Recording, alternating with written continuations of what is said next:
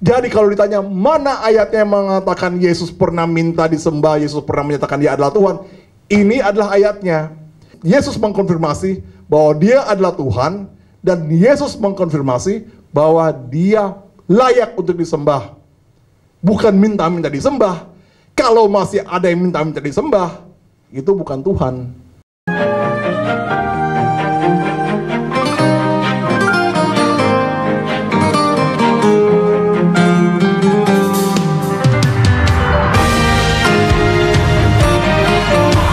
Kingdom of God. Misi dari Home Ministry adalah pengajaran tentang Injil Kerajaan Sorga. Kenapa Kerajaan Sorga? Apa pentingnya Kerajaan Sorga? Dan juga apa hubungannya dengan akhir zaman? Matius 4 ayat 17 mengatakan bahwa sejak waktu itulah Yesus memberitakan, bertobatlah sebab Kerajaan Sorga sudah dekat.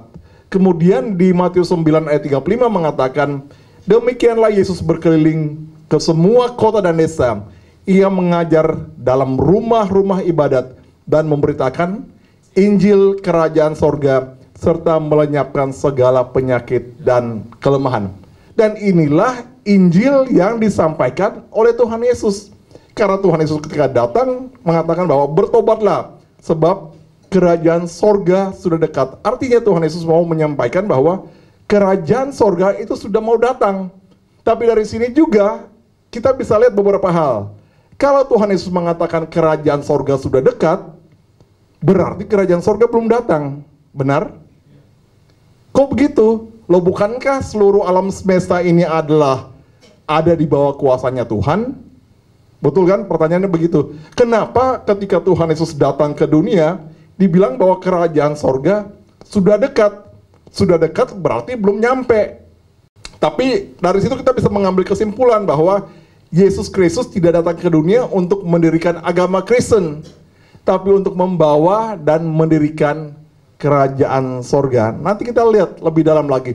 Tidak pernah ada ayat di dalam Alkitab menyatakan, hari ini ku restui agamamu, agama Kristen. Nggak ada. Makanya kalau orang Kristen menjalankan kekristenan sebagai suatu agama, nggak kena. Karena Yesus Kristus itu tidak datang untuk mendirikan agama Kristen. Nggak pernah kena. Kalau kemudian ada teman-teman kita yang memberi komentar ke kita dari sudut pandang kekristenan sebagai suatu agama, nggak kena juga. Dan kalau kita menjalankan kekristenan sebagai suatu agama, nggak kena juga. Karena Yesus Kristus, Tuhan Yesus datang ke dunia untuk membawa dan mendirikan Kerajaan Sorga, bukan membawa agama Kristen. Dan itu terlihat jelas tentang Injil Kerajaan Sorga, dan juga terlihat jelas di doa yang diajarkan oleh Tuhan Yesus kepada murid-muridnya, yaitu doa Bapa kami. Saya harap bahwa kita semua yang lahir dari keluarga Kristen, sekolah minggu dari kecil, seharusnya hafal ya doa Bapa kami ya. Tapi kita lihat dari doa Bapa kami, dikatakan Bapa kami yang di sorga. Jadi kita punya Bapa yang ada di dalam sorga, bukan ada di rumah, bukan ada di tetangga atau di tempat lain. Tetapi Bapa kami yang di sorga, artinya adalah kita adalah anak-anak Bapa kita yang di sorga. Kemudian dikuduskanlah namamu. Dikuduskanlah namamu adalah suatu bentuk puji-pujian, adalah bentuk penyembahan. Penyembahan yang sebenarnya ini penyembahan sorgawi. Karena kalau kita baca di Alkitab, ketika beberapa hamba Tuhan, beberapa nabi itu mendapat penglihatan di tahta Tuhan, yang dinyanyikan oleh para malaikat apa? Kudus, kudus, kudus. Lalu 3 kali kudusnya.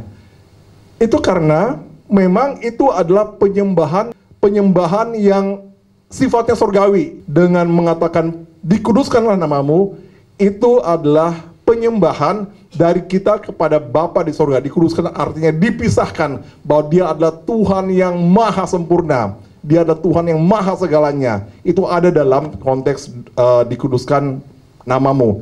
Dan sesudah mengatakan Bapa kami yang di surga dan dikuduskanlah namamu, permintaan pertama yang ada pada doa Bapa kami ini apa?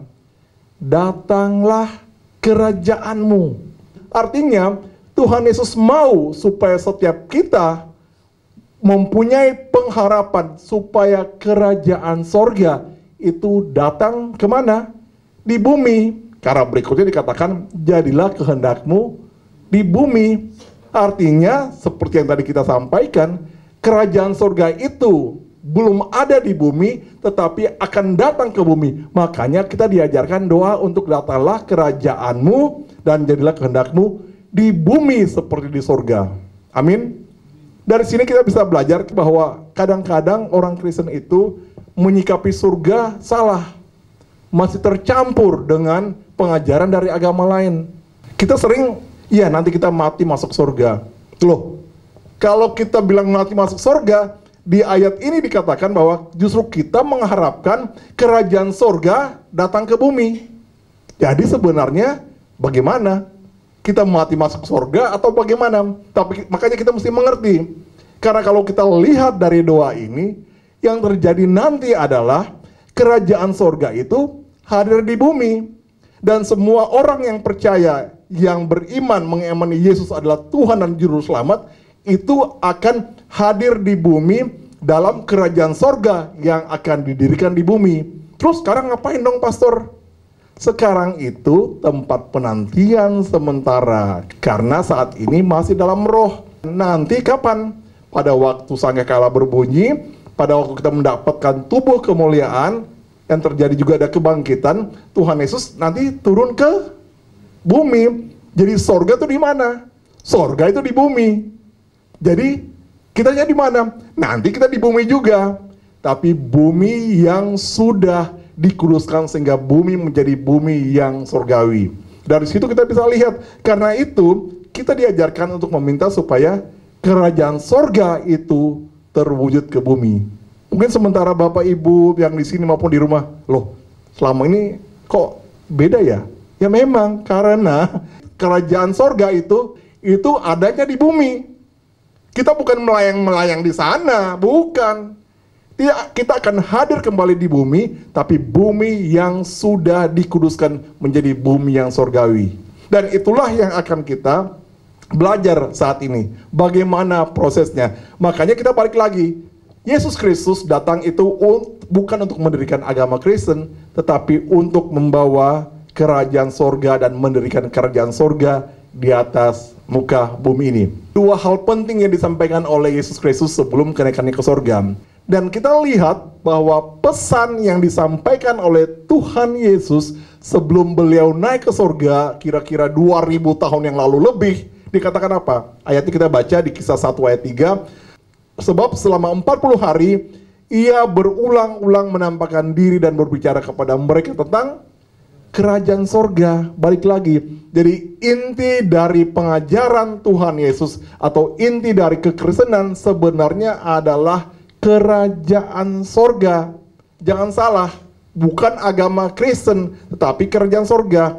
Dan kamu, maksudnya murid-muridnya, akan menerima kuasa kalau Roh Kudus turun di atas kamu, dan kamu akan menjadi saksiku di Yerusalem dan di seluruh Yudea dan Samaria dan sampai ke ujung bumi. Ini jawaban Tuhan Yesus ketika murid-muridnya bertanya, Tuhan, kapan kerajaan itu terwujud? Murid-muridnya itu mengenal Yesus sebagai Mesias, dan mereka tahu bahwa Mesias akan mendirikan kerajaan Israel. Kerajaan di Israel. Tapi pandangan mereka itu akan menjadi kerajaan Israel saja. Tetapi ketika murid-murid bertanya itu dan Tuhan Yesus mengatakan waktunya itu bukan kamu gak usah mikirin tentang waktunya. Artinya Tuhan Yesus bilang gak usah mikirin tentang kerajaan surga saat ini. Pada waktunya itu akan terjadi. Tetapi kamu akan menerima kuasa ketika Roh Kudus turun atas kamu. Dan kita akan bisa melihat apa hubungannya Roh Kudus dengan kuasa kerajaan surga. Berarti kalau seluruh isi Alkitab diikat oleh tema ini, berarti sejak awalnya sebenarnya tema kerajaan sorga ini sudah ada. Betul begitu? Kita cek. Berikutnya, ada satu ayat yang sering kita dengar tentang Tuhan Yesus berkata, carilah dahulu kerajaan sorga, kerajaan Elohim dan kebenarannya. Apa sih kerajaan sorga dan kebenarannya? Apa itu kebenaran kerajaan sorga? Kalau kita mau melihat kebenaran ini dan kita tahu bahwa seluruh isi Alkitab itu diikat oleh satu tema besar, yaitu tema kerajaan surga seperti tadi saya sampaikan, maka kita mulai dari awalnya sekali, yaitu pada kitab Kejadian. Kita lihat berikutnya. Ini adalah ayat yang sangat terkenal di Kejadian 1 ayat 26 mengatakan gini. Ketika pertama kalinya Tuhan menjadikan manusia, Tuhan mengatakan bahwa marilah kami menjadikan manusia dalam citra kami, menurut rupa kami. Kalau bahasa Inggrisnya in our image dan in our likeness. Kalau citra itu berbicara mengenai kesamaan kesamaan komposisi. Nanti kita lihat kenapa seperti itu. Sementara kalau rupa itu berbicara mengenai kesamaan kualitas. Jadi yang Tuhan kehendaki untuk manusia supaya manusia menjadi serupa dengan Dia, sama dengan Dia, dan mempunyai juga level kualitas seperti Dia, seperti Tuhan sendiri. Itulah manusia. Makanya, saya sedikit lompat, makanya ketika manusia berdosa, tidak mungkin bisa diselesaikan dengan perbuatan baik. Karena nilai diri, value manusia yang Tuhan ciptakan, itu tinggi banget. Segambar dan serupa dengan Tuhan sendiri. Dan manusia tidak mungkin memperbaiki kerusakan rupa, kerusakan gambar Tuhan di dalam diri manusia. Hanya Tuhan yang menciptakan manusia yang bisa kemudian melakukan pemulihan itu. Jadi apa yang kita lakukan dengan seluruh perbuatan baik, kalau bukan Tuhan yang memulihkan kita, itu tidak akan terjadi dalam kehidupan kita. Dan kita lihat di sini, supaya apa? Kenapa Tuhan sesudah menjadikan manusia secitra dan menurut rupa Tuhan, biarlah mereka apa? Berkuasa. Saya sering dengar hamba-hamba Tuhan mengatakan, kita diciptakan untuk menyembah Tuhan. Seolah-olah Tuhan itu butuh sembah kita. Saudara-saudara, saya minta maaf kalau ada yang punya konsep yang seperti itu. Tuhan itu tidak butuh penyembahan kita. Tuhan itu tidak butuh penyembahan kita. Karena kalau Tuhan masih butuh sesuatu di luar dirinya sendiri, Dia bukan Tuhan. Tuhan itu tidak butuh sesuatu di luar dirinya sendiri. Kalau Tuhan menyatakan bahwa Dia butuh kita beribadah kepadanya, kalau Dia menyatakan bahwa Dia membutuhkan kita untuk menyembah Dia, Dia bukan Tuhan. Karena Tuhan yang sejati adalah Tuhan yang maha sempurna dan tidak butuh apapun. Bahkan dari Dia keluar kasih karunia demi kasih karunia yang melimpah kepada kita. Kitalah yang menerima dan bukan Tuhan yang menerima. Dan kalau kita lihat di sini, kita balik lagi ke sini, ketika manusia diciptakan, Tuhan bilang apa? Biarlah supaya mereka berkuasa. Jadi ketika manusia diciptakan, hal utamanya bukan hal-hal yang sifatnya agamawi, supaya mereka beribadah, supaya mereka berbuat baik. Tujuan utama Tuhan menjadikan manusia adalah untuk membentuk pemerintahan surga di atas muka bumi, di mana manusia menjadi wakil Tuhan untuk berkuasa di bumi atas nama Tuhan. Dan itu terkait dengan kerajaan. Itu adalah kerajaan surga yang didirikan di bumi, dan Tuhan menciptakan manusia sebagai wakil kerajaan untuk menguasai bumi. Itu adalah tujuan utama manusia. Makanya kalau kita bilang kenapa pengajaran tentang kerajaan surga menjadi pengajaran utamanya Tuhan Yesus, karena dari awalnya manusia itu diciptakan di dalam konteks struktur pemerintahan kerajaan surga sebagai wakil Tuhan di atas muka bumi. Tetapi sebagai wakil Tuhan di atas muka bumi, manusia harus segambar, manusia harus secitra, dan untuk menjadi serupa dengan Tuhan. Karena sumber kuasanya ada pada Tuhan. Amin. Terus kita lihat berikutnya. Dan untuk itu, ini penjelasan mengenai secitra dan segambar tadi.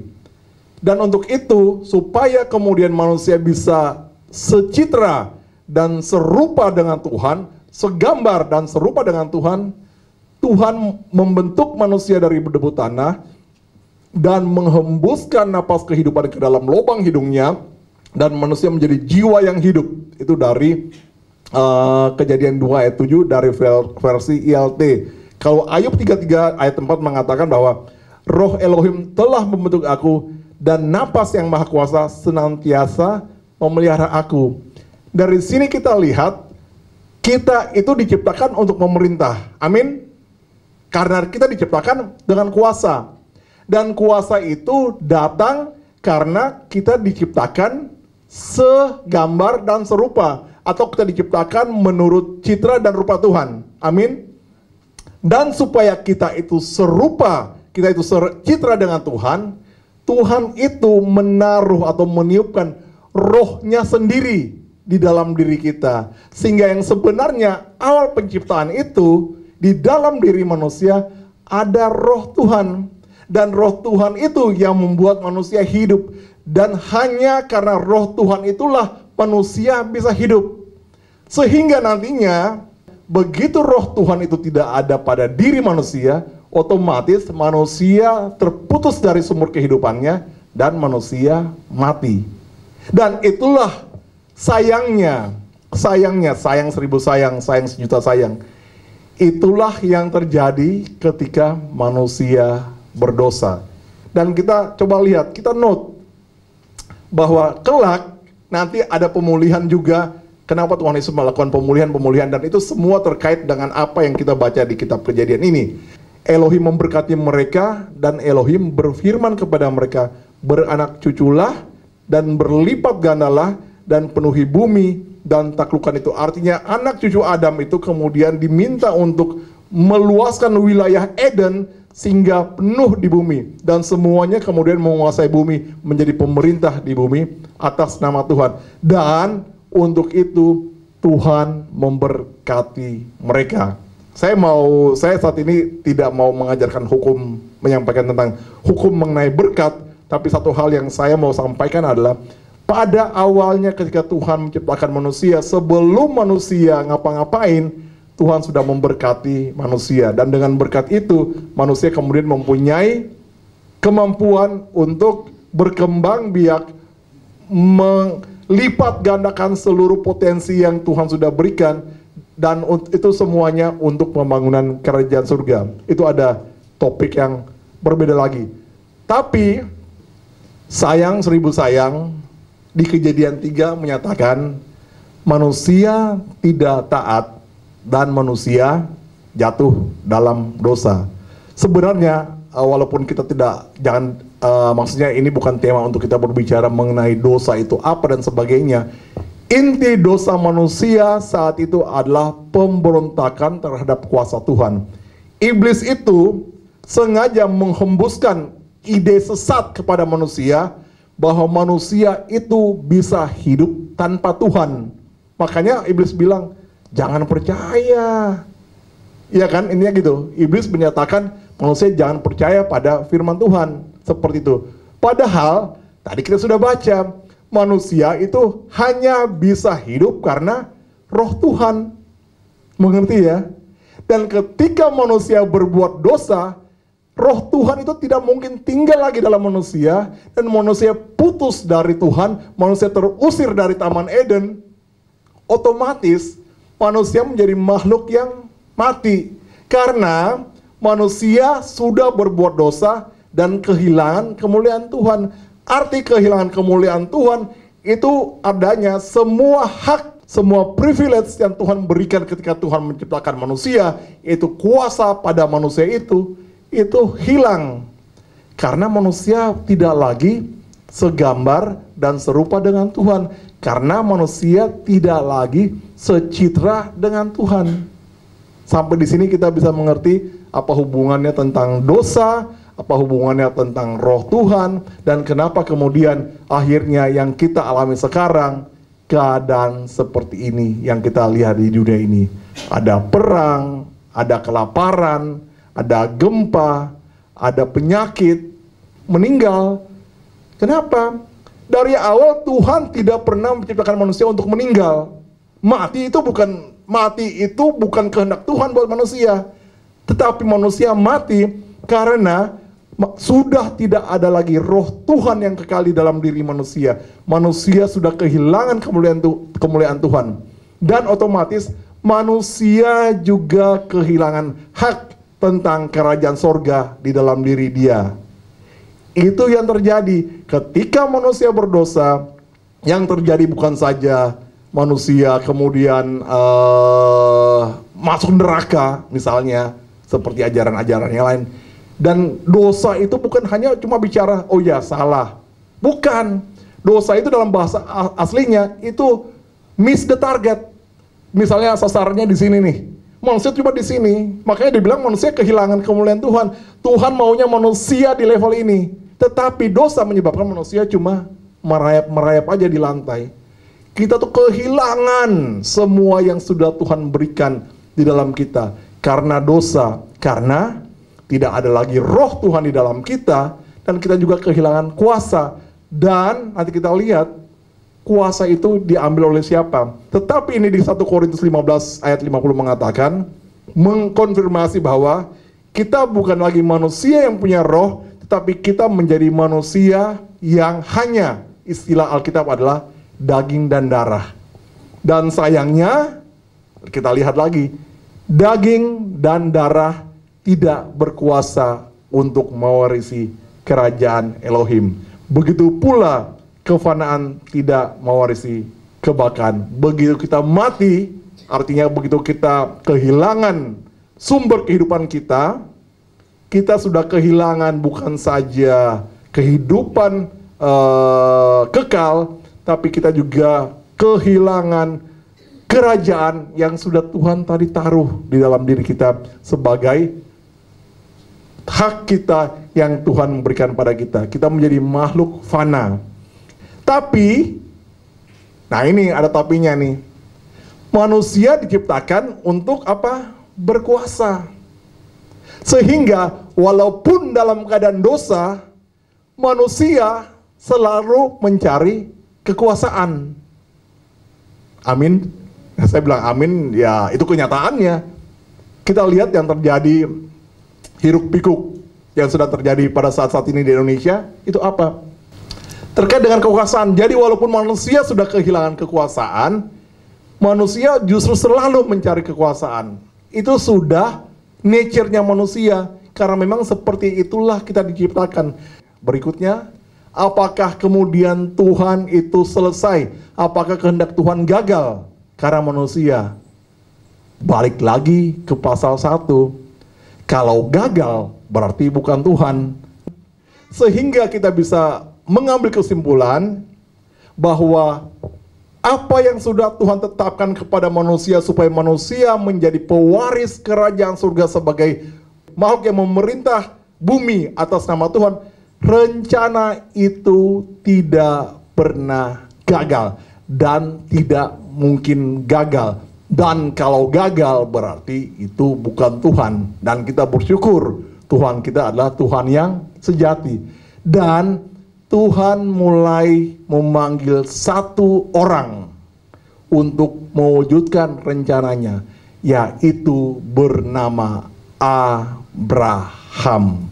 Di Kejadian 12 Tuhan memilih, ingat ya, Tuhan memilih. Abraham tidak pernah memilih dirinya sendiri. Tuhan memilih Abraham, memanggil Abraham, dan mengadakan perjanjian dengan Abraham, supaya melalui Abraham dan keturunannya, Tuhan membangun kembali kerajaannya di dunia melalui bangsa Israel. Makanya, maaf, tidak bermaksud memihak secara politik pada Israel saat ini. Walaupun Israel itu, negara Israel itu, dia nyempil di situ, dikepung oleh musuh-musuhnya dari semua arah. Israel itu tidak mungkin hancur. Bukannya karena Israelnya hebat atau karena Amerika mendukung, karena Tuhan sudah menetapkan bahwa pemulihan kerajaannya itu melalui keturunan Abraham, Ishak, Yakub yang turun sampai kepada Israel. Melalui janji Tuhan kepada Abraham, maka kita melihat suatu pengharapan. Karena Abraham dapat janji apa? Keturunannya banyak. Dan memang banyak, sudah kita lihat, termasuk kita secara rohani. Kemudian mendapat apa? Tanah, wilayah, tanah perjanjian yang sekarang ini lagi rame. Dan kemudian menjadi berkat. Ada satu keturunanmu yang akan menjadi raja, dan raja itu adalah raja berkat. Jadi kalau kita baca penjelasannya tentang itu ada di perjanjian baru di kitab Galatia, ketika menjelaskan tentang satu bibit, satu seed, satu keturunan Abraham yang menjadi raja. Kalau kita lihat dari tiga aspek itu, orang, wilayah, dan raja, itu berbicara tentang apa? Tentang kerajaan. Jadi inti perjanjian Abraham dengan Tuhan, atau inti perjanjian yang Tuhan adakan dengan Abraham, adalah melalui Abraham, kerajaan surga, pemerintahan surga akan dipulihkan. Karena di dalam perjanjian Tuhan dengan Abraham, itu berbicara tentang kerajaan. Itu berbicara mengenai kerajaan. Karena ada janji tentang wilayah. Kalau kita bicara tentang wilayah, kita bicara tentang rajanya, dan kita bicara mengenai orangnya, itu kan negara. Itu kan negara kan? Ya sama seperti Indonesia. Ada wilayah, ada pemimpin, ada masyarakatnya. Indonesia ketika berdiri sama juga. Ada wilayah yang diakui, ada pemerintahnya, Soekarno-Hatta, ada rakyatnya. Diakui oleh negara lain menjadi satu negara. Balik lagi, inti dari perjanjian Tuhan dengan Abraham adalah melalui Abraham Tuhan akan memulihkan kerajaannya di atas muka bumi ini. Kita baca di Keluaran 19 ayat 6, ini adalah perkataan Tuhan pada bangsa Israel. Kamu akan menjadi bagiku kerajaan imam dan bangsa yang kudus. Inilah semua firman yang harus kau katakan kepada orang Israel.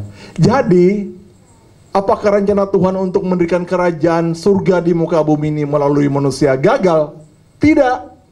Karena Tuhan mulai langkah pemulihan kerajaan surga itu di atas muka bumi ini melalui Abraham dan keturunannya. Dan Tuhan menyatakan bahwa bangsa Israel akan menjadi kerajaan imam. Padahal ketika Tuhan menyatakan perintah ini, itu bangsa Israel masih di padang gurun, masih di perjalanan dari Mesir ke Kanaan. Belum ada kerajaan. Masih lama, Daud itu masih kira-kira 1500 tahun sesudah Musa. Masih jauh. Kira-kira segitulah jaraknya. Jadi kalau dibilang tentang kerajaan imam, itu kerajaannya siapa? Itu berbicara mengenai kerajaannya Tuhan sendiri gitu. Dan Israel akan menjadi imam-imam di dalam kerajaan itu. Walaupun nanti kita lihat penggenapan dari ayat ini bukan hanya kepada Israel, tapi juga pada kita, yaitu gerejanya. Setiap orang yang percaya kemudian menjadi imam-imam dalam kerajaan Tuhan. Tapi itu sudah di perjanjian baru, dan kita sudah melihat wujudnya. Nah, kita balik dulu ke sini. Berikutnya, Alkitab mengatakan, ini kebenaran tentang kerajaan surga, bahwa hak kerajaan itu, pemerintahan atas bumi itu, diambil oleh siapa? Oleh iblis. Manusia diciptakan oleh Tuhan untuk menjadi kepala di bumi. Oke, ini kita lihat strukturnya. Ada iblis datang. Iblis menipu manusia, membuat manusia melawan Tuhan. Dan manusia percaya pada iblis. Ketika manusia percaya pada iblis dan kemudian melawan Tuhan, hak kerajaan tadi menjadi milik iblis. Mengerti? Karena ketika manusia percaya pada iblis dan perkataan tipuan iblis, manusia jatuh di bawah kuasa iblis. Otomatis hak itu diambil oleh iblis, dan memang itu yang iblis inginkan. Makanya Tuhan Yesus juga mengakui bahwa iblis adalah pada saat itu penghulu dunia. Tuhan Yesus mengakui loh. Ini bukan karangan saya. Kita lihat ini perkataan iblis ya pada Tuhan Yesus waktu ketika dicobai. Kita baca sama-sama Lukas 4 ayat 6.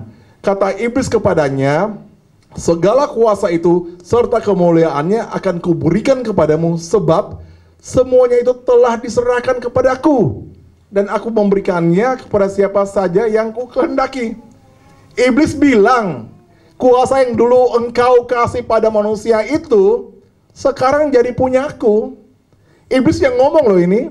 Dan Tuhan tuh confirm, memang iblis itulah yang mengambil alih kuasa atas bumi. Makanya di bawah iblis terjadi kejahatan yang gila-gilaan. Karena iblis adalah sumber kejahatan. Dan iblis di saat ini, dia dengan sok-soknya menggoda Tuhan Yesus dengan kuasa kerajaan surga itu. Dengan bumi yang sudah menjadi di bawah iblis itu. Iblis bilang apa? Ini gue kasih lo ke lo. Yang penting apa?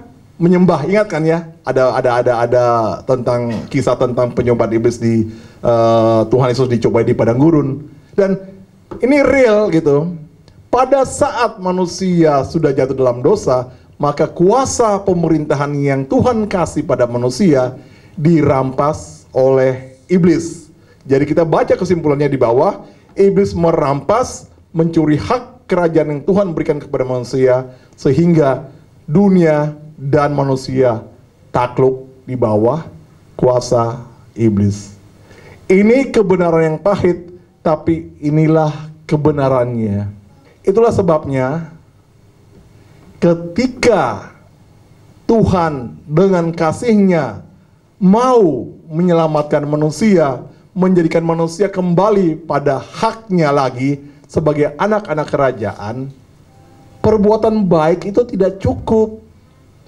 Tuhan harus turun sendiri untuk melakukan penebusan kepada manusia. Tuhan harus turun sendiri untuk mengambil kembali kuasa yang tadi dirampas oleh iblis. Mengerti?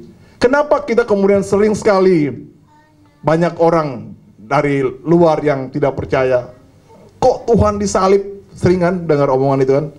Kok Tuhan disalib? Salib telanjang lagi. Kan banyak banget kita dengar omongan itu. Masa Tuhan ditelanjangin? Tuhan digebukin sama Hansip Romawi? Pernah baca tuh? Itu tulisan-tulisan yang sering ada tuh di mana? Komen-komen yang ada di internet. Tuhan kok digebukin sama tentara Romawi? Diam saja. Kok Tuhan ditelanjangin? Diam saja. Seperti itu kan komen-komennya. Karena satu-satunya cara untuk mengambil kembali dan mengalahkan, mematahkan kuasa iblis yang sudah mengambil kuasa kerajaan itu adalah karena anak-anak itu adalah anak-anak dari darah dan daging, yaitu kita, maka ia juga menjadi sama dengan mereka dan mendapat bagian dalam keadaan mereka, supaya oleh kematiannya ia memusnahkan dia, yaitu iblis yang berkuasa atas maut, supaya dengan jalan demikian ia membebaskan mereka yang seumur hidupnya berada dalam perhambaan karena takutnya kepada maut. Ketika Tuhan Yesus hadir di dunia, menjadi manusia, mengambil rupa darah dan daging seperti manusia, Tuhan Yesus kemudian melakukan karya penebusannya supaya kuasa dosa tadi harus patah.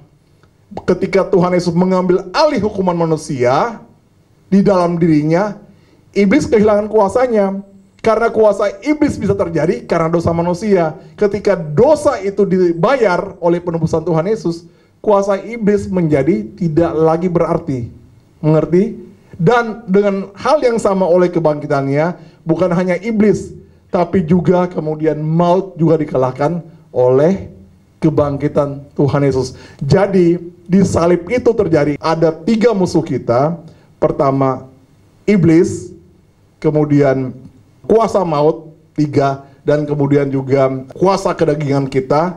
Itu iblis dan kedagingan kita itu sudah dipaku di atas kayu salib, dan oleh kebangkitannya maut dikalahkan, sehingga kemudian oleh apa yang Tuhan Yesus lakukan di kayu salib itu, kita bisa mendapatkan keselamatan. Dan dalam keselamatan itu ada lagi hak kerajaan yang pernah diberikan oleh Tuhan kepada manusia di Taman Eden. Itu sebabnya ketika Tuhan Yesus sudah bangkit dan sebelum naik ke surga juga, Tuhan Yesus sempat bertemu dengan murid-muridnya. Kita baca sama-sama di Matius 28 ayat 17-19. Ketika melihat dia, mereka menyembahnya. Tetapi beberapa orang ragu-ragu. Yesus mendekati mereka dan berkata, kepadaku telah diberikan segala kuasa di sorga dan di bumi. Karena itu, pergilah, jadikanlah semua bangsa muridku, dan baptislah mereka dalam nama Bapa, Anak, dan Roh Kudus. Ketika Tuhan Yesus sudah bangkit, apa yang dikatakannya?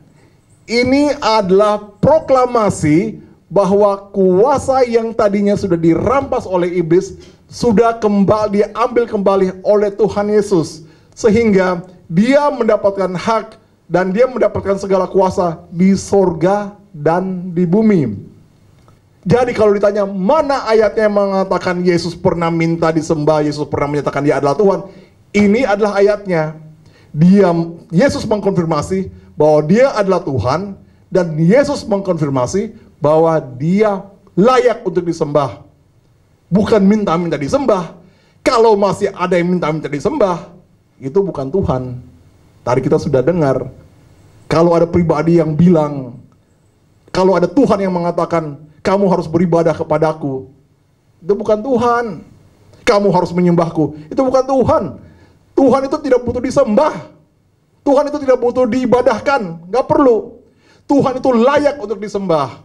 Dan Tuhan itu layak untuk kita beribadah karena apa yang sudah dilakukan kepada kita.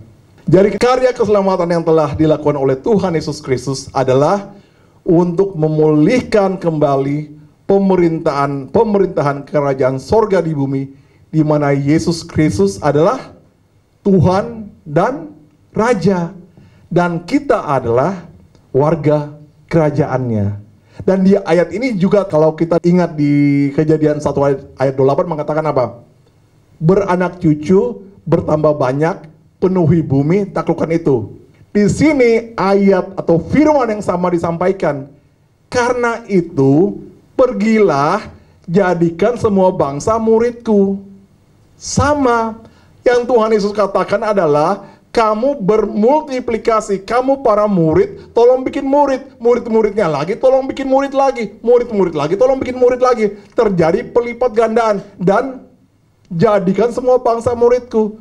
Ayat itu sama persis ketika Tuhan menyatakan beranak cucu dan bertambah banyak, penuhi bumi dan taklukkan itu. Karena dengan melakukan karya penebusan, dengan melakukan karya keselamatan, dengan melakukan karya salib, dengan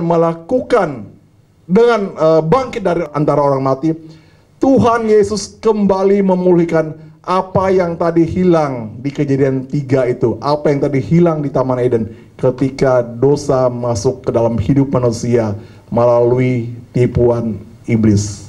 Semuanya diulangi lagi. Makanya juga ketika Tuhan Yesus mau naik ke surga, Tuhan Yesus bilang apa? Roh Kudus akan dicurahkan kepada kamu. Dalam ada satu ayat ketika Tuhan Yesus bangkit dan bertemu dengan murid-muridnya, Tuhan Yesus apa? Menghembuskan mereka dengan Roh Kudus. Ingat ya ayat itu ya. Kenapa Tuhan Yesus harus melakukan hembusan dengan Roh Kudus, dan Tuhan Yesus harus melakukan juga pencurahan Roh Kudus kepada orang-orang yang percaya? Sama dengan yang tadi di depan. Manusia awalnya diciptakan dengan hembusan Roh Kudus, dengan hembusan roh dari Tuhan kepada manusia. Jadi terjadi pemulihan kembali, manusia dipulihkan kembali, hak kerajaannya dipulihkan kembali, bukan oleh Adam karena Adam sudah gagal, tetapi oleh Tuhan Yesus Kristus. Beri kemuliaan dulu kepada Tuhan. Saya harap kita mengerti benang merah cerita tentang kerajaan sorga ini. Karena itu Injil disebut Injil kerajaan sorga. Amin. Injil itu Injil kerajaan sorga. Karena tujuan Injil adalah untuk memberi pemulihan di dalam kehidupan manusia. Bukan masalah masuk sorga. Aduh, kalau ada orang Kristen mengatakan saya percaya Tuhan Yesus supaya mati masuk sorga, salah. Karena ketika kita percaya Tuhan Yesus, kita nggak perlu mati dulu untuk masuk surga. Kepada kita sudah diberikan hak sebagai warga kerajaan surga. Ada suatu masa sesudah Tuhan Yesus bangkit, itu namanya ada upacara apek domai, yaitu kuasa yang ada di iblis itu dilicuti, diambil. Karena sebelumnya iblis memang adalah prince of the world, memang pangeran kegelapan, penguasa dunia. Sebelum salib, iblis ada penguasa dunia. Tapi sesudah salib, segala kekuasaan iblis itu dirampas. Itu ngambil dari tradisi orang Romawi. Kalau sesudah mengalahkan suatu kerajaan, rajanya itu pangkatnya atau seluruh baju jabatannya itu dilucuti, dilepas. Karena lu udah kalah, lu udah takluk. Dan itu di alam roh, itu dilakukan. Itu tertulis di Kolose 2 ayat 15. Berikutnya kita baca sama-sama. Kebangkitan Yesus Kristus mengalahkan kuasa kematian, dan oleh Roh Kudus manusia yang menerimanya dilahirkan kembali dengan status baru sebagai anak-anak Tuhan. Itu Yohanes 1 ayat 12 dan 13. Dan menjadi warga kerajaan sorga. Amin. Beri kemuliaan lagi buat Tuhan Yesus. Jadi kita boleh melihat betapa luar biasa kasih karunia Tuhan yang sudah diberikan pada kita. Ada satu ayat lagi, kita lihat ketika penjahatnya mengatakan, Yesus, ingatlah akan aku apabila engkau datang sebagai raja. Lalu Tuhan Yesus berkata, aku berkata kepadamu, sesungguhnya apa? Hari ini juga engkau akan ada bersama-sama dengan aku di Firdaus. Firdaus itu apa? Eden. Balik lagi, ada Firdaus dalam kehidupan kita. Bukannya nanti, tetapi ketika kita merajakan Yesus, Yesus sudah menjadi raja dalam kehidupan kita. Sesungguhnya hak kita sebagai warga kerajaan surga yang tadi hilang di Taman Eden, kemudian dipulihkan juga dalam kehidupan kita. Dan di Lukas 17 ayat 21 mengatakan, sebab kerajaan surga ada dan diam di antara kita. Next, berikutnya. Ini adalah peta kerajaan surga, peta zaman tentang kerajaan surga yang tadi saya sampaikan dari ceritanya.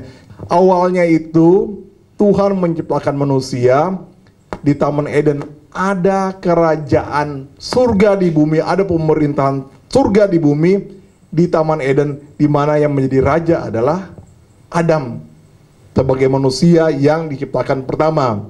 Tetapi kemudian terjadi kejatuhan manusia, dan sejak itu iblislah yang berkuasa. Itu ada gambar garis hitam, iblislah berkuasa. Tetapi ketika kedatangan Yesus pertama kali terjadi salib, kuasa iblis itu dipatahkan, dan kita kemudian sudah dikembalikan statusnya sebagai warga kerajaan surga, dan dimulailah kerajaan surga oleh Yesus Kristus sejak saat itu. Tetapi sayangnya iblis masih ada, belum dihukum secara komplit, secara total. Jadi dia masih ada walaupun tanpa kuasa. Dan itulah yang menjadi kekuatan kita juga, bahwa sebenarnya walaupun iblis masih ada, tapi dia sudah dikalahkan. Makanya kita jangan apa-apa, ini setan nih, kan suka begitu. Oh ini karena setan, iblis bukan gua kok. Baru saya sebenarnya melakukan dosa ini karena digoda setan. Ya enggak, bukan gua. Orang yang goda adalah diri kita sendiri dengan keinginan daging kita kok. Terus kita salahin iblis. Iblis loh, gua udah kalah, ini juga bisa bergerak karena masih Tuhan izinkan gitu kan. Nah, sesudah itu pada kedatangan Yesus Kristus yang kedua, barulah kerajaan sorga di muka bumi itu dipulihkan secara fisik. Tadi kerajaan sorga itu sudah dipulihkan di dalam diri kita, tetapi nantinya kerajaan sorga itu akan dipulihkan secara fisik, yang namanya kalau di Alkitab mengatakan kerajaan 1000 tahun di bumi. Dan sebelum itu terjadi kedatangan Tuhan Yesus yang kedua. Makanya kalau Pastor Raymond menyatakan atau mengajarkan tentang tanda-tanda kedatangan Tuhan Yesus yang kedua, ya di situ kejadiannya tuh, di dekat tanda panah di situ. Nah, kita masih di dekat situ, masih sekarang gitu. Ini mesti sekarangnya sudah lebih geser, soalnya kedatangannya sudah semakin mendekat. Dan sesudah akhir zaman, iblis dimasukkan di dalam hukuman di neraka. Kerajaan 1000 tahun itu adalah pemulihan kembali Taman Eden di atas muka bumi. Bumi akan dijadikan bumi yang sudah dipulihkan, dan Tuhan berkuasa di kerajaan 1000 tahun di muka bumi. Dan sesudah itu baru terjadi langit baru dan bumi baru, di mana segala sesuatu dipulihkan kembali. Ada hal-hal yang memang Alkitab belum nyatakan, tetapi itulah masa depan kita. Dan Yerusalem baru akan turun, Yerusalem baru akan turun ke bumi, dan Tuhan akan tinggal bersama-sama dengan kita di mana? Di bumi. Karena memang dari awal manusia diciptakan untuk menjadi raja di bumi. Dan kita akan memerintah bersama-sama dengan Tuhan Yesus dalam kerajaan yang kekal di muka bumi yang sudah dikuduskan, yang sudah dipulihkan oleh Tuhan.